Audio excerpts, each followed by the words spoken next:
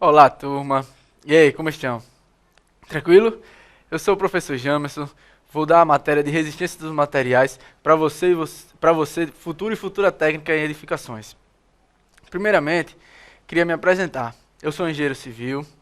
Estou atuando no mercado de trabalho já há algum tempo. Apesar de eu ter essa cara de jovem, mas eu já trabalho há muito tempo. Eu estou no mercado de trabalho, conheço as obras, conheço salas de aula e estou aqui para mostrar para vocês a importância de resistência dos materiais para um técnico em edificações. Você vai ver que essa matéria não é matéria que se deixe para estudar depois, que você vai achar que com o tempo você vai pegando, não. A cada aula a gente vai passar assuntos, vamos passar questões e vocês vão ver a importância dessa matéria. Eu peço para vocês que de antemão não deixem dúvidas para depois. Entre em contato comigo. No final da aula eu vou estar passando o e-mail da Escola Técnica em Residência e Saúde para que vocês não deixem para depois, não acumulem dúvidas. A pior coisa que tem nesse curso é acumular dúvidas. E olhe que eu já fui aluno, já estive no lugar de vocês e sei que acumular dúvidas só piora a situação. Primeiramente, eu queria. O primeiro assunto que nós vamos abordar será grandezas fundamentais. Prestem bem atenção nesses nomes. Grandezas fundamentais. Dentre esse assunto, nós temos sistema binário, nós vamos ver força, nós vamos ver momento de inércia, momento fletor. Espero que vocês não confundam. Eu sei que no ensino fundamental e no ensino médio, vocês já viram isso. Mas momento de inércia e momento fletor são coisas bem distintas. Mas isso, vamos com calma, nós temos tempo e daqui para frente não adianta ter pressa. Não adianta querer fazer uma coisa sem buscar primeiramente a sua fonte. Vocês sabem o que é o sistema binário? Eu sei que no ensino médio vocês já viram o sistema binário. Eu quero que preste bem atenção nesses números. 35, 66, 230. Por que eu estou chamando a atenção para esses números? Estou chamando a atenção para esses números porque nós conhecemos ele na sua forma decimal. E a partir de hoje nós vamos conhecer eles na sua forma em sistema binário. Ou seja, nós vamos saber qual a importância de um sistema binário no curso técnico de edificações e na matéria de resistência dos materiais. Primeiro, o que é um sistema binário? Como eu falei, como eu vinha falando, vocês já viram no ensino médio, mas nós vamos ver de uma forma diferente. Nós vamos entender de onde surgiu e o porquê disso. E nossa matéria vai ser sempre assim. Não adianta a gente querer saber. Eu sei que vocês já ouviram falar que resistência dos materiais é cálculo, muitas fórmulas, difícil, uma matéria, um bicho de sete cabeças, mas não é bem assim. Mas primeiro, para que nós não façamos dessa matéria um bicho de sete cabeças, nós precisamos entender o porquê de cada coisa. Então nós vamos com calma, e nessa primeira aula vai ser justamente para isso. Sistema binário eu vou falar de uma forma mais pausadamente, para que vocês realmente entendam, porque eu não vou poder tá voltando mais nesse assunto, porque nós sabemos que o nosso tempo é curto. Mas daqui para frente, todos os assuntos, nós vamos realmente bater na tecla várias vezes, porque o curso todo nós vamos precisar disso. Forças, resistência, reação de apoio, momento de inércia, e assim sucessivamente. Primeiro, o que é um sistema binário? Um sistema binário é o sistema que funciona com base 2. O nome já diz, sistema binário. Nós só vamos utilizar o 0 e 1. Aí você me pergunta, por que, professor, só o 0 e 1? Porque em uma configuração, quando você vai precisar um pouco de informática. Então, quando você vai no sistema de um computador, você só vê o número 0 e 1, é a escritura dele. Você só entende ele assim. E o sistema binário vem justamente para facilitar você, para que você entenda o porquê desse número, para você saber qual o valor real desse número binário, para que você, tendo o número binário, você transforme ele em um número decimal e consiga resolver todos os seus cálculos. E como eu vinha falando, ele é o sistema de base 2. Ou seja, nós vamos usar exponenciais. Primeiro, base 2 elevado a 0. E assim sucessivamente. Base 2 elevado à primeira potência, base 2 elevado ao quadrado, base 2 elevado ao cubo, e assim por diante. Eu vou mostrar para vocês novamente esses números. 35, 66, 230. E agora eu vou passar para que vocês entendam o que eu vinha falando sobre o 0 e 1. Aí você me pergunta, professor, eu tinha o número 35 e agora eu tenho 1, 0, 0, 1, 1. Por que isso? Justamente o que eu vinha falando. É um sistema de base 2. Você só vai ler esse número usando o 0 e o 1. Vamos ver outro exemplo? 66. Aí você me pergunta, ele é um pouco extenso, tudo bem. Mas por que tanto zero? Calma, a gente vai chegar lá. E o 230 também um pouco mais. Mas aí você me pergunta, professor, sempre que eu tiver um número, unidade, dezena, centena, a cada unidade que for passando, ele vai aumentando? Depende. Depende da sua base 2 elevada a qual exponencial. Entenderam? Não esqueçam disso. Primeiro, tem que lembrar sempre disso. Base 2, só vai ter o 0 e o 1. Não pode ter outro valor, senão vai dar errado. Mas vamos com calma e a gente vai entender. Você tem 35, aí você tem 10011. Aí você me pergunta, professor, como eu cheguei nesse número? Eu vou mostrar para vocês. 35, como eu vinha falando, é de base 2. Então, todo número você vai dividir por 2. Lembre, todo número vai ser dividido por 2. Mas 35 dividido por 2 existe? Existe. Mas não é um número inteiro. E nós só vamos trabalhar com o número inteiro. Nós só podemos trabalhar com números inteiros. 35 dividido por 2, 17. Por que 17? 17 vezes 2, 34. Ok, sobra 1. Esse 1 é o nosso primeiro número do sistema binário. Aí 17 dividido por 2, 8. Mas não dá 16. Mas nós temos o resto de 1, então vai o 1. Aí 8 dividido por 2, igual a 4. Não temos, aí dá um número exato, não é? Correto? 0. Então o resto é 0. E assim sucessivamente. 4 dividido por 2, 0. E aqui, nesse ponto final, eu quero que vocês prestem bastante atenção. Primeiro, professor, em todos os números você guarda sempre o resto. 1, 1, 0, 0, 0 e 1. Mas 2 dividido por 2 dá 1. Então, por que o 0 está no lugar do 1?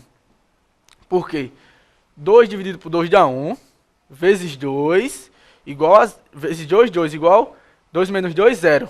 Correto?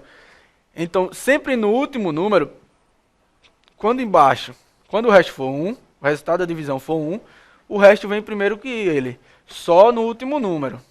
E vamos entender agora o porquê. O número 66 funciona da mesma maneira. Lembrando, sempre divisível por 2. Não importa. Não vamos trabalhar com o número decimal. O número 230, da mesma forma. Vamos lá. 66 dividido por 2, 33. Ok, 0. 33 por 2, 16. 1. Por quê? 16 vezes 2 dá 32. Mas é justamente nesse ponto que eu quero que vocês não esqueçam. Preste bem atenção nisso. Não podemos trabalhar com número decimal. Entendido isso, não é? Então vamos lá, continuando. 16 dividido por 2, 8, resposta é 0. 8 dividido por 2, 4, a resposta é 0. 4 dividido por 2, 2, a resposta é 0. Agora, temos a mesma situação que no primeiro número que nós encontramos, o sistema binário do número 35. Nós temos 2 dividido por 2 é igual a 0, é igual a 1. Mas o resto é 0, então 1 vem sempre depois. Não esqueçam disso, no último caso, quando a resposta der 1, você vai considerar o 1 e depois o 0. Vamos lá. O número 230, um pouco mais extenso. Tudo bem, mas não significa que seja mais difícil, minha gente. Muitos alunos se preocupam com isso. A quantidade de números significa que a resposta, que o resultado, que o cálculo vai ser sempre mais complicado. Não. Como nós não trabalhamos com números decimais, isso facilita muito. Ou seja, sempre vai ser divisível por 2. Independente se a resposta não der um número inteiro. Vamos lá, 230 dividido por 2, 115. Resposta 0, ok, beleza. 115 dividido por 2 não dá, dá 57, mas 57 dá 114. Então, entendido isso, espero que vocês realmente tenham entendido isso. Um pouco diferente do ensino médio, mas não significa que seja mais complicado. É só prestar bem atenção e não querer colocar número decimal. Não precisamos de número decimal. E já já eu vou mostrar o porquê. Continuando. 28 dividido por 14, 0. Beleza? 14 por 2, 7. Tranquilo. 7 por 2, 3. Mais 3 vezes 2 dá 6. Lembramos que temos a resposta 1, porque 3 vezes 2 dá 6. Então não podemos trabalhar com número decimais, senão ficaria 3,5. Tranquilo? 3 dividido por 2 igual a 1. E o resto sobra 1. Por quê? Esse caso é um pouco diferente. Vamos para a tela. Se vocês prestarem bem atenção, 1 e 1. Por quê, professor? 3 dividido por 2, 1,5, certo? Mas não podemos trabalhar com número decimal. Então, 1. 1 vezes 2, 2. Sobra 1. 3 menos 2, 1. Então, beleza. Entendido aqui, não é? Vamos lá. Agora eu vou passar para uma etapa que vocês prestem bem atenção nisso, porque muitos alunos se confundem nisso. Eu mesmo já me confundi muito. Não se preocupe que isso não é coisa de outro mundo. Todo mundo pode se confundir. Calma. Vamos prestar bem atenção nisso. Você me pergunta, professor, a resposta do sistema binário de um número 35 é 1,00011. Tudo bem. Mas se eu olhar na ordem, eu tenho 35 dividido por 2 igual a 17, 1. 17 dividido por 2 igual a 8, 1. E você vê a resposta 1 e 0. Espero que já tenham prestado atenção. Vou falar mais uma vez. Você está vendo pela ordem 1 e 1, correto? Mas na resposta final, 1 e 1 vem no final. Ou seja, a resposta é sempre do último resultado para o primeiro. Lembrando, do último resultado para o primeiro. Por quê? Vamos lá. Primeiro, como funciona de base 2, nós vamos agora comprovar isso. Porque eu cheguei aqui e falei, é assim, assim, assim. Mas será que está certo? Você confia no que eu estou falando? Espero que sim, mas calma que eu vou provar. Eu vou mostrar para você o porquê que é isso. Entendido? Se você chegar aqui, nós temos 1 e 0, os primeiros números, ou seja, a resposta é sempre do último número para o primeiro. Mesma coisa acontece com o 66 e o 230. A resposta no final, 1, 0, 0, 0, 0, 1, 0. Entendido? Não pode ser 0, 1, 0, 0, 0, 0, 1. Não. Primeiro, da última resposta, do último resultado para o primeiro. E a gente vai agora comprovar isso. No mesmo caso, o 230. 1, 1, 1. É a resposta final. Ou seja, então a resposta vai ser o último resultado com o último resto e assim sucessivamente. E aí você me pergunta, professor, tudo bem. Se o senhor está falando, mas prove, vamos provar. Vou mostrar para vocês o porquê que essa resposta está correta. Se você pegar o número 100011, você diz, é o número 35 em sistema binário. Ok, mas por quê? Vamos lá, lembrando mais uma vez. Como eu vinha falando no começo da aula, eu não vou poder sempre estar voltando nesse assunto do sistema binário. Porque é um assunto que nós temos pouco tempo para trabalhar com ele, e os demais assuntos nós vamos sempre utilizar, muito mais do que sistema binário. Mas sistema binário não é de menor importância. Lembrem sempre disso, não é de menor importância. Vamos lá. Eu vinha falando no começo da aula que sistema binário funciona de base 2. Só se trabalham com 2 números. A leitura a leitura funcional de um computador, ele só vai trabalhar com esses dois números. Você só vai ter como saber o resultado a partir de base 2. Vamos lá. Primeiro exemplo. 1000011. Eu disse que era o número 35, agora eu vou provar o porquê. 1 vezes 2. Professor, de onde é esse 2? Eu falei para vocês no começo da aula, sempre a base 2. O exponencial vai ser sucessivamente. Do 0, 1, 2, 3 e assim por diante. Mas a base não vai mudar. Nós trabalhamos com base 2, sistema binário. Não esqueçam disso. Vamos lá? 1 vezes 2 elevado a 0. Todo número elevado a 0, nós sabemos que é 1. Toda potência elevada, sendo ela 0, o resultado é sempre 1. Beleza? 1 vezes 1, 1. 1 vezes 2 elevado à primeira potência. Todo número elevado à primeira potência é ele mesmo. Tranquilo? Ensino médio, ensino fundamental, beleza? 0 vezes 2 ao quadrado. 0. 0 vezes 2 ao cubo. 0. 0 vezes 2 elevado à quarta potência, 0. Aí nós temos 1 vezes 2 elevado à quinta potência. Outra coisa que eu queria lembrar a vocês. Eu não quero, ou melhor, eu não preciso que você seja um mestre em tabuada.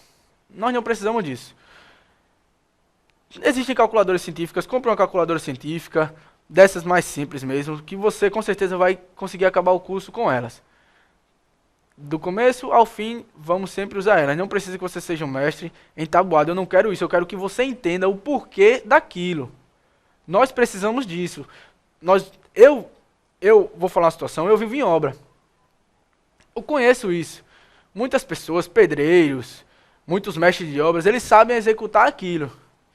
E vocês técnicos, nós engenheiros, precisamos mostrar para eles o porquê. Por que isso?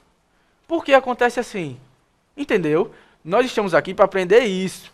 A técnica, a forma técnica de estudar e de realizar cada execução na obra. Entenderam? E nós estamos aqui para isso. Voltando ao assunto. Como eu vinha falando, não quero que você seja mestre tabuado. Pode botar na calculadora, 2 elevado à quinta potência, que você vai ter 32. Beleza? Aí vamos lá. Então aí a gente simplesmente só faz somar os resultados. 32 mais 0, mais 0, mais 0, mais 2 e mais 1. Resposta 35. Vamos lá, relembrando. Como nós funcionamos esse sistema binário e sempre vamos utilizar ele com base 2. O exponencial não importa, vamos seguir na sequência, mas sempre a base tem que ser 2. Então nós temos, correto? Se alguém tiver alguma dúvida, é só tirar. Mande para o e-mail, professor, eu acho que está errado aquilo. Refaça para mim, responda o meu e-mail, me tire minha dúvida. Eu não quero que fiquem dúvidas acumuladas. Primeira dúvida que aparecer, pode perguntar. Vamos para o segundo número, 66. Aí você me pergunta, tudo bem, professor, o senhor me disse que a forma decimal é o número 66, a unidade de dezena, beleza. E o sistema binário dele é 1000010. Agora me explica o porquê. Vamos lá. Da mesma forma, 0 vezes 2 vezes 0 igual a 0. Lembrando, 0 vezes 2 elevado à potência 0 vai dar sempre 1. Mas nós estamos multiplicando por 0. 0. Isso eu sei que vocês sabem, mas eu só estou lembrando. 1 vezes 2 elevado à primeira potência igual a 2. 1 vezes 2 ao quadrado igual a 0. 0 vezes 2 ao quadrado igual a 0, desculpem. 0 vezes 2 ao cubo igual a 0. E 0 vezes 2 à quarta potência igual a 0. 0 vezes 2 elevado à quinta potência igual a 0, beleza? Aí nós temos 1 vezes 2 elevado à sexta potência igual a 64. Eu estou querendo que vocês prestem bem atenção nisso. A resposta do sistema binário do número 35 e 66 deram sucessivamente 1000010 e 1000010. Aí você vem me perguntar. Eu quero que vocês prestem bem atenção na tela agora. Professor, nós temos aqui 1 10. Mas se você prestar bem atenção, na sequência, o senhor colocou 1, 1, 0, 0, 0, 1. Está ao contrário, correto? Nós não falamos que a resposta seria sempre do último resultado para o primeiro?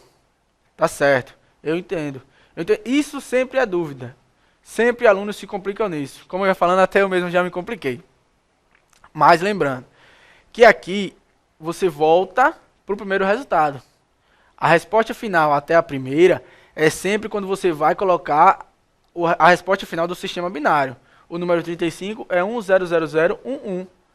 Correto. Essa é a resposta. Mas quando você vai comprovar, você precisa que as primeiras respostas sejam utilizadas para multiplicar pela base 2 elevado a 0 e assim sucessivamente, não o contrário. Nós não podemos colocar 1 elevado a 0 e 0 elevado à primeira potência, não. Não vai dar o resultado correto. A resposta tem que ser feita dessa maneira. Primeiro, 1 elevado a 2, 1 vezes 2, perdão, elevado a 0 igual a 1. Ok? Entenderam? Vamos lá. Se vocês lembrarem, eu coloquei aqui, ó. Vamos voltar um pouco. A resposta não é essa. A resposta não é 1100001 de todos os cálculos, de todas as divisões, sempre por 2 do número 35. A resposta não é essa. Beleza. Quando eu coloco embaixo, coloca o contrário, do último resultado para o primeiro. Entendido? Mas quando você vai comprovar, você pega nessa sequência. Quando você for resolver alguma questão, você pode até faça do lado, para você não se perder. Você coloca ao lado. 1 e assim multiplicando sucessivamente pelas devidas potências. Vamos lá, espero que tenham entendido essa parte. Agora vamos comprovar se está certa essa resposta para o número 66. Então vamos lá, lembrando, vamos usar a sequência da resposta da primeira vez que a gente transformou, não a resposta que estamos vendo. Não essa sequência, 100010. Não podemos usar essa sequência. Essa sequência é a representação do número binário. Mas nós estamos, vamos dizer que nós estamos transformando o número binário no número 66. Vamos esquecer que isso é uma comprovação. Vamos esquecer, deixar um pouco de lado isso de comprovação. Vamos lembrar. Vamos transformar o número 100010 no número 66 para a gente poder fazer a nossa conta. Entendido? Vamos lá, 0 vezes 2 elevado a 0 é igual a 0. 1 vezes 2 elevado à primeira potência igual a 2. 0 vezes 2 elevado ao quadrado igual a 0. 0 vezes 2 elevado ao cubo igual a 0. 0 vezes 2 elevado à quarta potência igual a 0. E mais uma vez, 0 vezes 2 elevado à quinta potência igual a 0. Eu sei que nós não podemos se confundir nisso. Vou lembrar mais uma vez. Não usamos a sequência que nós colocamos como representação do sistema binário. Vamos usar a sequência da resposta da transformação. Entendido? Então nós temos o resultado final. 64 mais 2 igual 66. Simples. Agora o número 230. Eu quero que vocês agora tenham um pouco de calma. Número 230 é maior. Tranquilo? A sequência dele também é maior. A descrição, binariamente falando, é maior. Beleza? Mas isso não é problema. Não significa que isso seja mais complicado. Primeiro porque nós temos número 0. Se nós sabemos que temos 0, então a resposta dele sempre vai ser 0. 0 vezes 2, 0 vezes qualquer número é 0. Então, nós podemos até cortar o 0. Mas eu não estou fazendo isso, cortando, porque eu quero, como eu vinha falando, eu quero que vocês entendam o porquê de cada coisa. O porquê funciona dessa maneira. Porque mais na frente você sempre vai lembrar disso. Você vai lembrar. Vai chegar um tempo que você vai fazer, quando você estiver resolvendo as questões em casa, você vai colocar. Ah, tem 0? Corta. Tranquilo. Mas nós sabemos que uns alunos têm um pouco mais de dificuldade que outros para entender as coisas. E espero que vocês estejam compreendendo. Mas lembrando, qualquer dúvida, só entrar em contato, ok? Vamos lá, voltando para a tela. 1100110 é a representação do número 230. Tranquilo? E aqui está a comprovação. Como eu vinha falando, eu não cortei os zeros porque eu quero explicar passo a passo. eu quero que vocês entendam o porquê disso. 0 vezes 2 elevado a 0 igual a 0. 1 vezes 2 elevado à primeira potência é 2. E assim sucessivamente. 2 ao quadrado vezes 1, 4. Os 0 e os zeros nós cortamos. Tranquilo? 1 vezes 2 à quinta potência, 32. 1 vezes 2 elevado à sexta potência, 64. E para finalizar, 1 vezes 2 elevado à sétima potência, 128. Lembrando mais uma vez, eu não preciso que vocês sejam um mestre na tabuada. Não quero isso. Simplesmente, se você sabendo o porquê dessa conta, você vai saber resolver qualquer cálculo. Você primeiro tem que saber o porquê disso. Por que 128? Porque é 1 vezes 2. Por que 2? Porque nós estamos trabalhando no sistema binário. É base 2 vezes sucessivamente suas exponenciais. Entendido? Então nós chegamos a 128 mais 64 mais 32 mais 2 igual a 230. Ok? Vamos lá. Aqui está um exercício que eu quero que vocês prestem atenção. Número 50, 77 e 139. Tranquilo? Eu quero que vocês façam isso em casa. Eu quero que vocês agora tenham um tempo de vocês. Resolvam com calma. Pegue a calculadora. Vá colocando 50 dividido por 2, tal. Vá colocando de lado. Porque quando você for fazer a comprovação, você sempre vai colocar na sequência da resposta primeira. A representação dele, que é a resposta do último resultado com o resto de cada resposta, sucessivamente, até a primeira. Tranquilo? Fácil.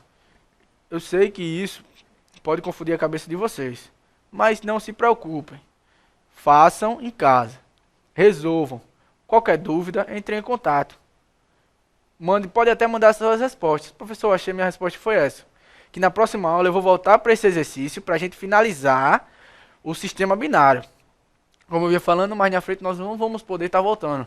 Mas eu vou explicar para vocês, mais na frente, o porquê o sistema binário na Constituição Civil. Porque um técnico em edificações precisa transformar um número decimal no número binariamente falando.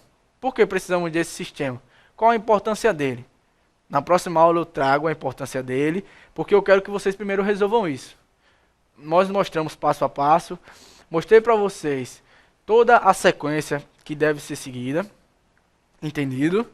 E agora é com vocês. Estou aqui, próxima aula, respondo, mostro para vocês, trago uma resposta. Mais uma vez a gente comprova, para não ficar dúvida alguma.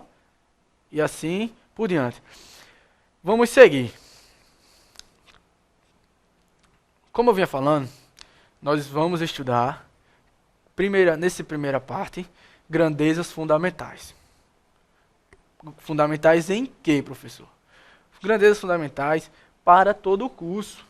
Nós vamos utilizar isso sempre. Não é só nessa aula, não é só na próxima. Nós vamos utilizar isso sempre. Até porque, desde o ensino fundamental, no final do ensino fundamental para o ensino médio, vocês começam a ver força. Vocês começam a entender todas as forças que são aplicadas em um corpo, em um material, em um sólido, em um recipiente. Vamos entender todas as forças a partir de agora. Por que isso? Porque mais na frente nós vamos explicar por que uma casa fica em pé, simplesmente por isso. Por que ela não cai? Por que ela não cai? Se o vento não poderia derrubar? Não. Nós estamos aqui para explicar passo a passo. E com calma nós vamos chegar lá. Vamos chegar no resultado. Um exemplo. Na próxima aula eu trago um exemplo para vocês, mostrando todos os tipos de força, reação. Não exemplos que vocês veem na internet, que vocês veem num laboratório. Exemplos de obra. Eu vou trazer um material de obra para que a gente entenda uma força que ele resiste. Qual a capacidade dele? O porquê ele não quebra, porque ele não se deforma, porque ele não torce, porque ele não cria qualquer tipo de ruptura. Entendido? Mas se a gente pegar esse controle, simples. Todo mundo tem um controle desse em casa. Todo mundo, creio que tem uma televisão, ok? Vamos lá. Se você pegar suas duas mãos, pressione o controle. Eu não tenho força suficiente para quebrar, não. Se vocês tiverem, meus parabéns, mas eu não tenho. Por quê?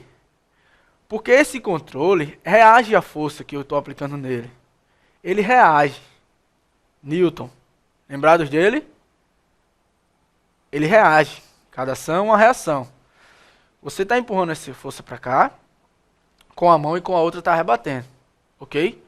Então elas estão reagindo.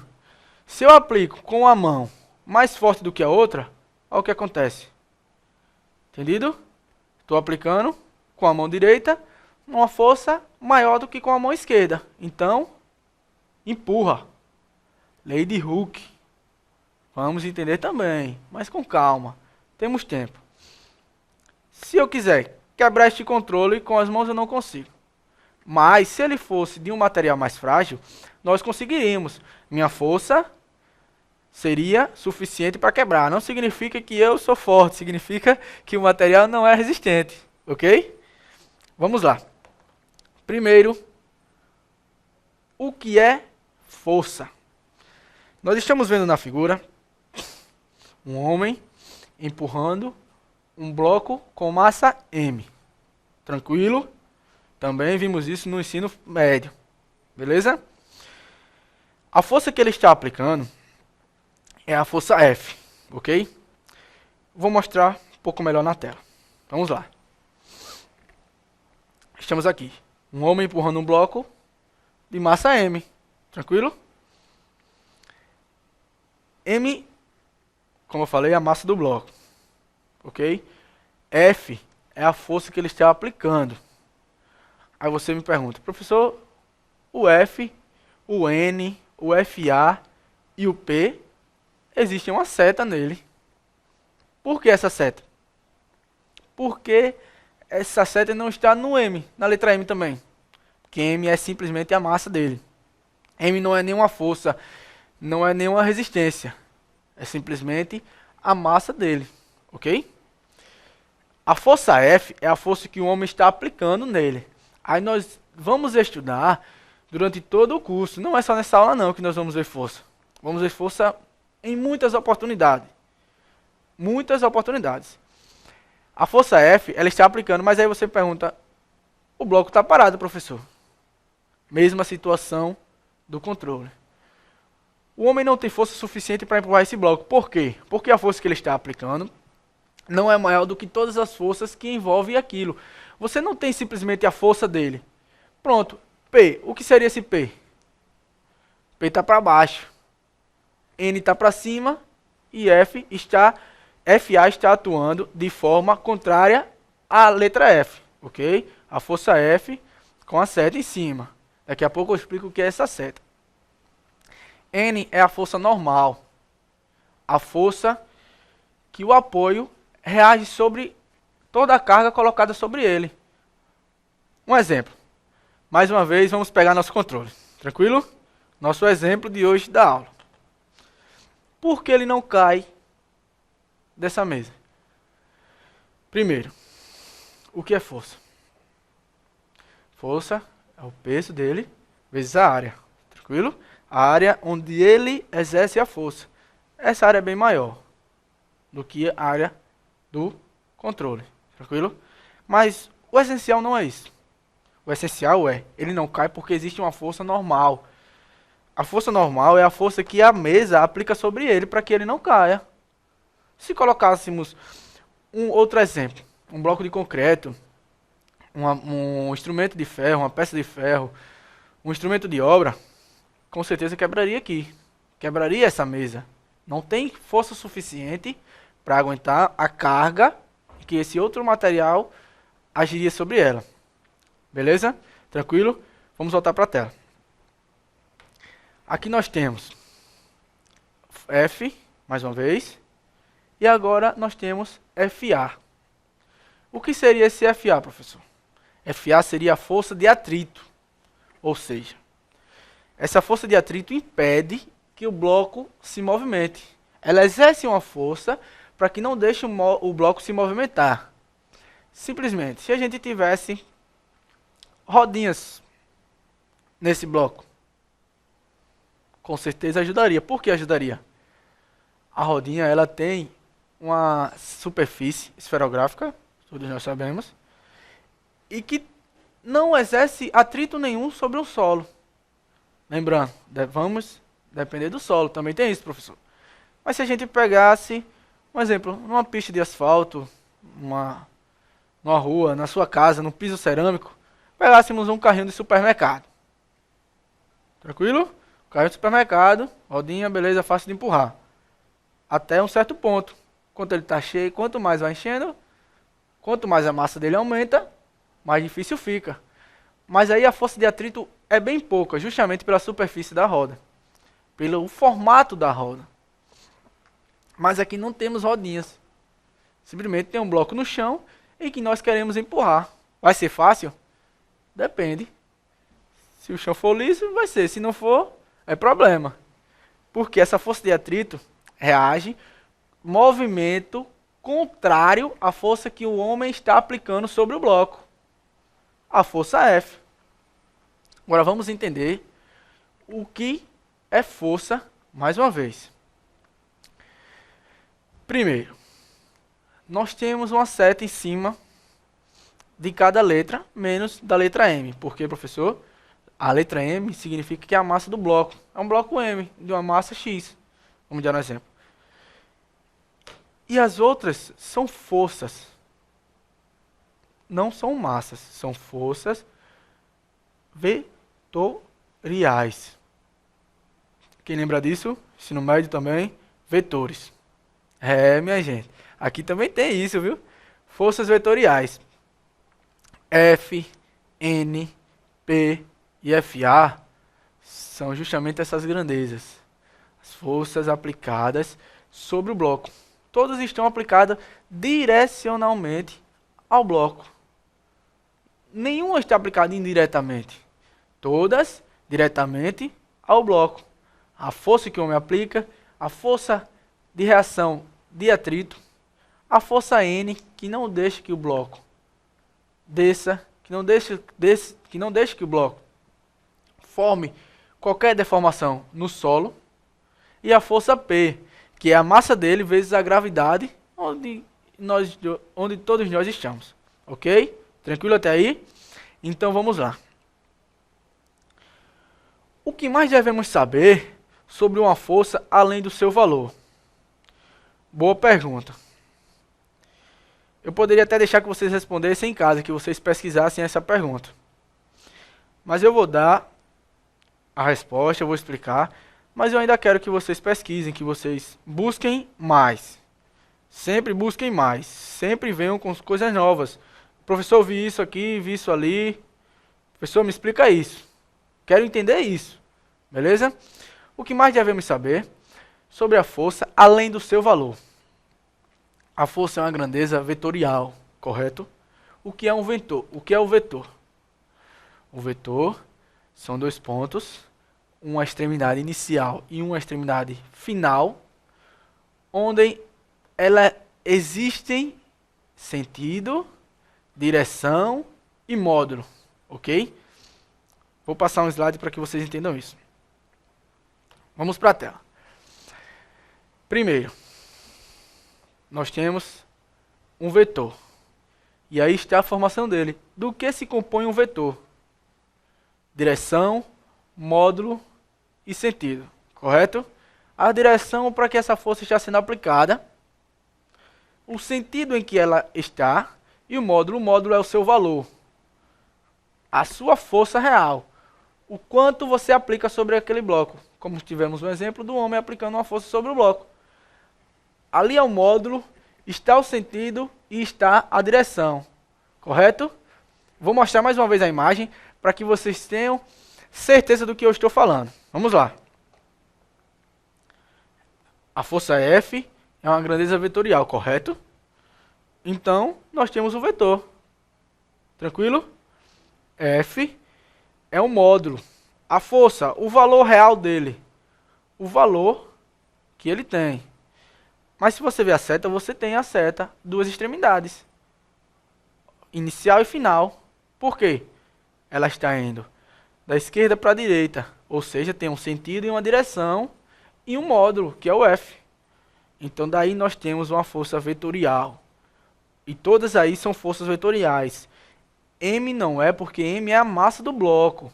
Mais uma vez, não esqueçam disso. P, você vai precisar do M, porque é a massa vezes a gravidade, correto?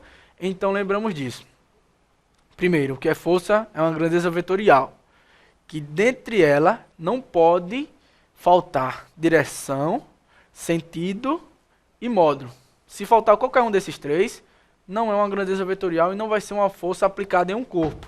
Para que essa força seja aplicada em um corpo, ela precisa disso. Para onde você está aplicando a força? Para onde ela vai e qual o valor dessa força? Vamos pegar mais uma vez nosso querido controle. Essa força e essa força, correto? E temos o nosso objeto. Se eu empurro nesse sentido e empurro nesse sentido com o mesmo módulo, o mesmo valor de força, nós temos um equilíbrio. Essa força não vai se movimentar e a sua constante de aceleração vai ser sempre zero. Por que a aceleração vai ser zero? Ela não tem movimento. Ela é sempre estática. Entenderam? Forças aplicadas em sentidos, direções diferentes, contrárias, nós vamos ter um equilíbrio. Entendido? Agora, se eu tenho uma força, um exemplo. Se eu tenho uma força nesse braço maior do que nesse, com certeza ela vai se movimentar no sentido em que a força maior está levando. Simples de entender isso. Ok? Ensino médio, vamos lembrar disso. O bloco vai se movimentar, nosso controle vai se movimentar na força, no sentido da força em que de maior valor, de maior módulo. Por isso nós temos uma grandeza vetorial. Por isso não podemos deixar de lado. Força é o módulo, o sentido e a direção. Correto? Vou passar mais uma vez.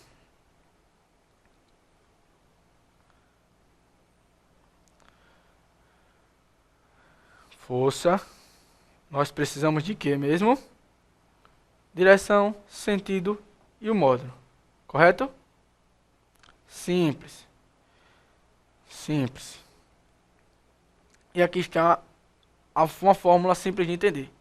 Calma, professor, já vem com fórmulas, já vem com cálculos. Minha gente, agora nós vamos começar realmente a ver que nós precisamos de tudo que eu venho falando. Tanto do sistema binário, como de grandezas fundamentais. Fundamentais para que a gente possa conseguir fazer com que um objeto, com que uma massa seja resistente a forças aplicadas sobre ela. Nós não podemos construir uma viga para que quando colocamos a laje apoiada sobre ela, quebre ou caia. Entendeu? Por isso que nós estamos aqui e por isso é muito importante essa matéria, resistência dos materiais. Tranquilo? Mas não é uma coisa, não é um bicho de sete cabeças como a gente ouve por aí. É uma coisa simples. Basta a gente prestar atenção e não acumular dúvidas. Lembrem disso, não acumulem dúvidas. Vamos prestar bem atenção nessa fórmula. Vamos lá. Nós temos F, uma força elástica. Por que uma força elástica? Porque ela tem a capacidade de mudar de sentido, de direção. Depende da sua força, depende do bloco. Se você quer empurrar para lá, tem outra força para cá, nós vamos ter o equilíbrio, como eu mostrei com o controle. Não esqueçam disso. Mais uma vez. K, a constante elástica. E a deformação de mola é a M.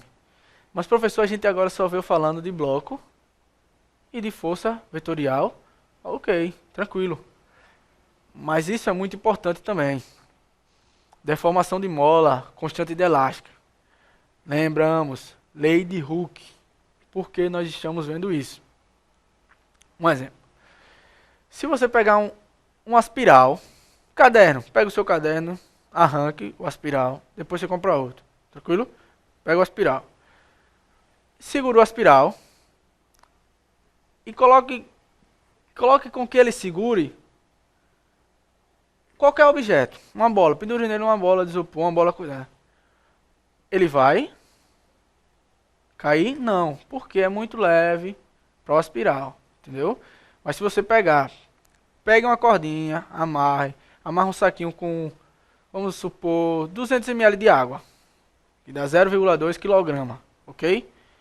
Nós vamos ver que o espiral irá se deformar. Daí nós temos essa força elástica.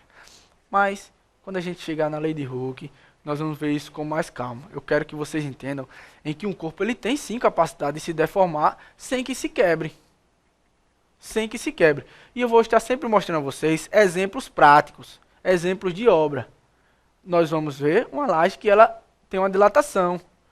Ela não cai, mas ela tem uma dilatação.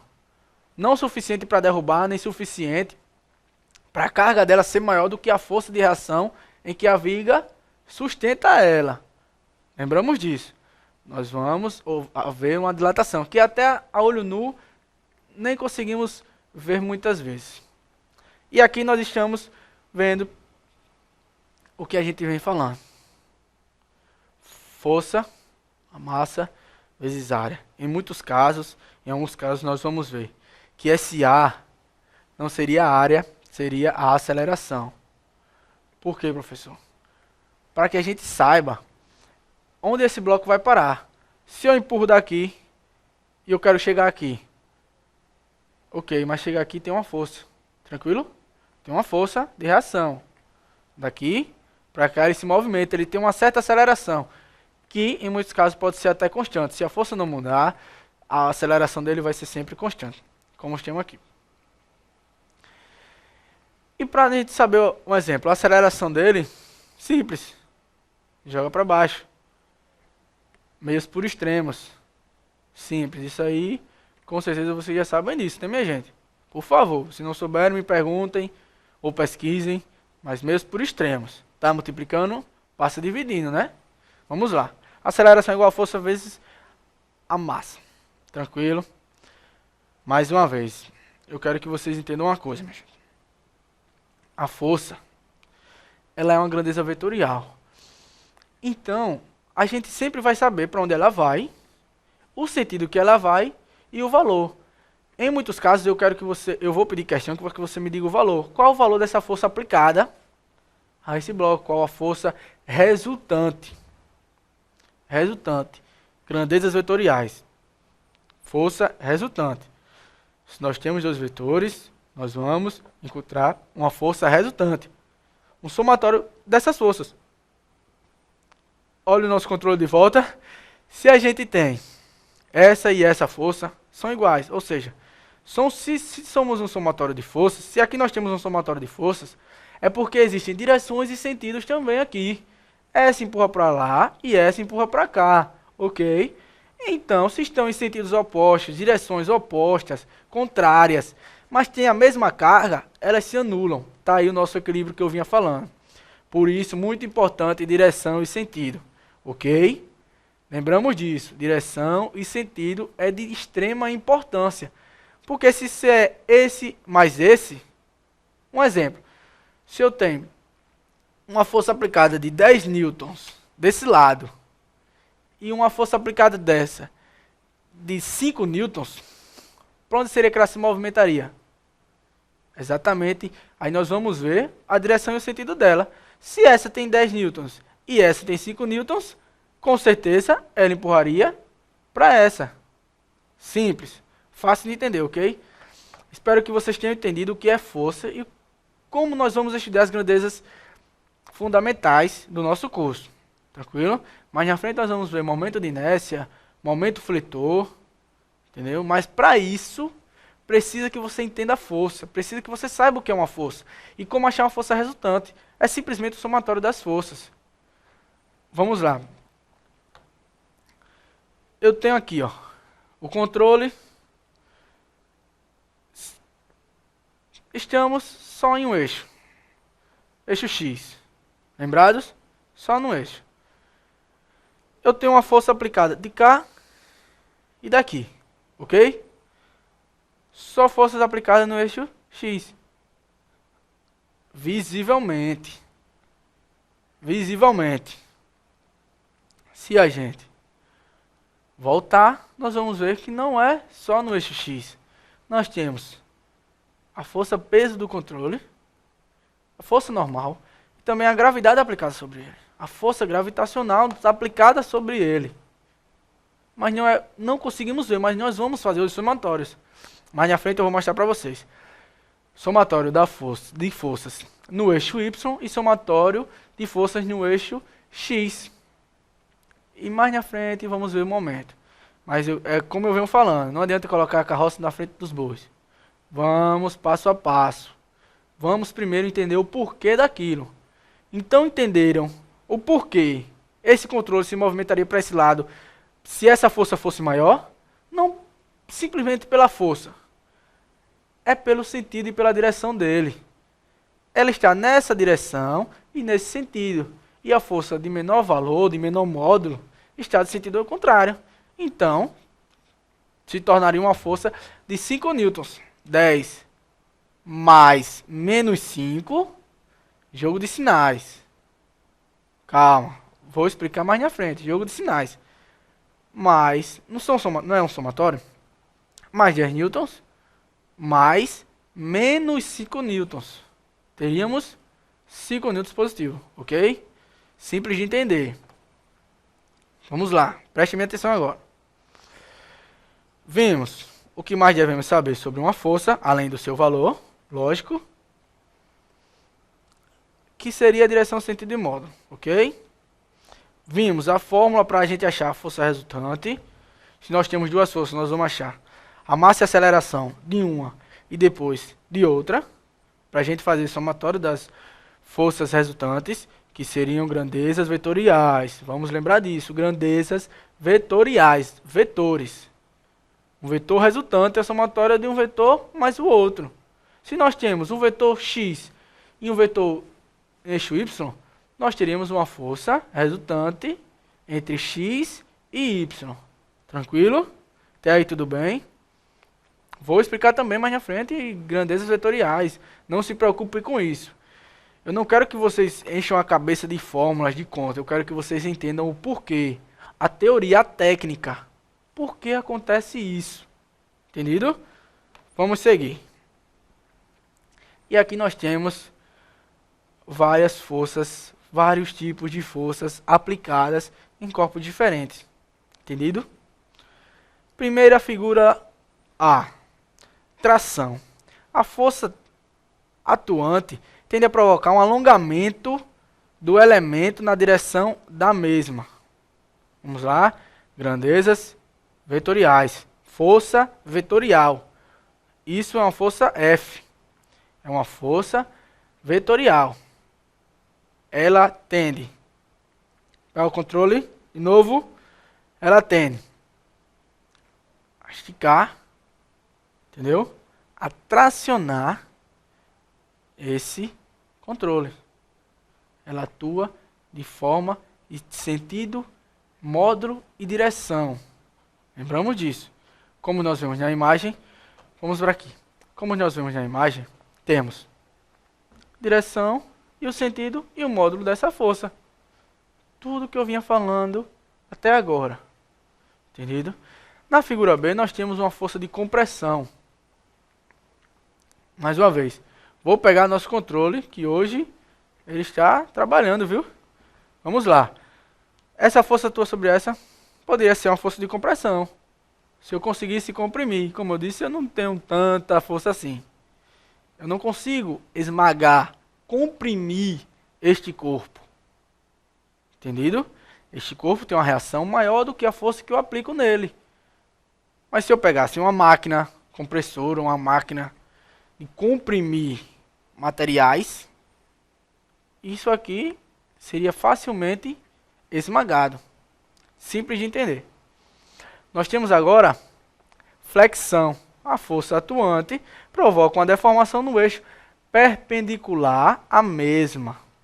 O que seria esse eixo perpendicular? Se eu tenho esse controle no eixo X, lembramos, no eixo X, eixo Y, eixo X, correto? Eixo Y, eixo X. O que seria perpendicularmente sobre ele? neste sentido. Elemento x, elemento y. Eixo x, eixo y. São neste sentido. Perpendicularmente um ao outro. Correto? Vamos lá. Nós vemos aqui que o elemento C, a figura C, elas têm dois apoios. Correto? Dois apoios e uma força de flexão atuante no centro desta barra. Entendido? Quero que vocês entendam a teoria. Não quero que vocês entendam.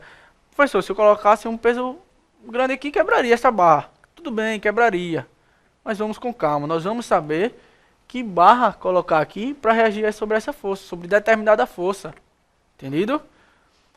Na figura D, nós vamos ter a seguinte forma. Vamos para a tela. Uma força torção. O que seria essa força torção? Ela atua no plano perpendicular ao eixo de cada seção transversal. Tende a girar em relação a outras. Ou seja, vamos lá, pegar o nosso... Acho que esse controle já virou o nosso mascote, né, turma? Vamos lá. Sentido transversais. Ou seja, eu tenho uma força aplicada neste sentido e uma força aplicada neste sentido, que tende a torcer o controle. Ele vai torcer em sentido e direção, dependendo qual for a minha maior força em cada sentido. Entendeu? Se eu tenho uma força maior aplicando sobre esse sentido maior do que a deste sentido e direção, ele vai torcer. Posteriormente, poderia até formar uma ruptura, uma quebra deste material com a torção. Mas nós vamos entender isso também, calma. O que eu quero que vocês entendam é o que é uma torção, o que é uma força torção, o que é uma força transversal, o que é uma força de ruptura, uma força de cisalhamento. Muito importante esta força de cisalhamento. Cisalhamento é uma força que tende a produzir um efeito de corte, um deslocamento linear entre as transversais, diferentemente da força torção. Vamos lá, pegar o nosso mascotezinho. Vamos lá. Então, vamos obter um corte. Vamos cisalhar. Entendido? Cisalhamento. Forças atuam paralelamente. Elas não atuam uma sobre a outra. Atuam paralelamente. Simples de compreender, ok? Isso é uma força de cisalhamento. É o seguinte, minha gente. Nosso tempo está acabando. Ficaram alguns slides, continuidade de aula. Faltou para passar para vocês um momento de inércia. Mas é justamente isso, é o que eu vinha falando. Essa aula, se vocês perceberem, foi bem pausadamente. Foi voltando, eu explicava as coisas, porque eu não quero que vocês deixem de entender o que é força. Nós vamos usar força no resto do curso todo. Você só vai ser um técnico se você saber o que é força. Entendeu? Força atua sobre tudo e toda hora existem forças atuantes. Ok? Então é o seguinte. Dúvidas, questionamentos. Professor, eu vi isso em tal canto. Professor, eu achei que isso está errado. Tem certeza que é isso? Me explica de novo. Revisa isso. Eu quero isso. Eu quero que vocês tirem dúvidas comigo. Na próxima aula eu termino, eu passo o resto de todos os slides, mostrando para vocês. Mas lembrando, só essa primeira aula que foi assim, pausadamente, porque eu queria que vocês entendessem esta teoria. Eu não queria deixar passar isso, que vocês ficassem com dúvidas. Então é isso, minha gente. Até a próxima. Espero que vocês tenham gostado da aula e daqui para frente as coisas só vão melhorar. Vão ser mais cálculos, mas com certeza no final do curso nós teremos ótimos e responsáveis e excelentes técnicos em edificações. Beleza? Até a próxima, minha gente.